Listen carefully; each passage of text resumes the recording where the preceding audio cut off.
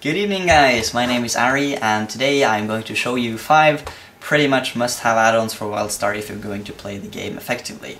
The first one is called Bijiplates, and what it does is that it gives you new and actually functional nameplates, as you can see here, both for players and for mobs. And the reason you need this is that the standard ones from Carbine are buggy as hell. Half the time they don't even show up. But these ones, at least for me, they work just fine. I know some people have problems with it, but just download it and figure out the problems later. And yeah, you really get this one if you think the nameplates are an issue, which you probably do. You can get it on Curse. In fact, all the add-ons that I'm going to be talking about today are available on Curse, which is a beautiful add-on manager. It does everything automatically and it's just great, so get that, curse.com. And the next one is this. It's called Galaxymeter, and it's just your standard like damage meter. It's just like SCADA or Recount in World of Warcraft.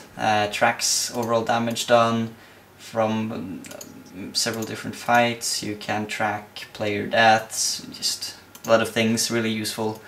So if you're going to be doing like group PvE content, it's really good.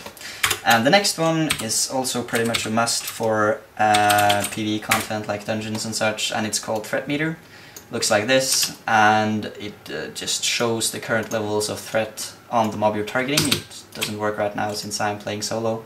Anyway, you actually need this in Wildstar because unlike WoW, which hasn't really used the threat mechanic for a few years, you actually have to pay attention to it, because if you do too much damage, the mob will attack you if the tank doesn't manage to keep the threat. So get that one, really useful. The next one is not really a must for most people, but for some people it's going to be a lifesaver, and it's called CustomFoV or custom, yeah, it's called CustomFoV. And what you do is you write this command after you've downloaded it, and it brings up this window. And what it does is kind of hard to explain, to be honest, but I think the default setting is 50. And what it does is it kind of zooms the camera a bit, like the angle, it has something to do with that. And what I suggest is that if you haven't tried this before, then just open this window and set it to 60, maybe 70, and then play for a couple of minutes and see what happens. Because in my experience, it says here, many players find 60 to 75 less fatiguing, and it really does. It's much less sort of strain on my eyes, and it's just much more comfortable to play at 60, in my opinion, so try that one out. And the last one, the last one is not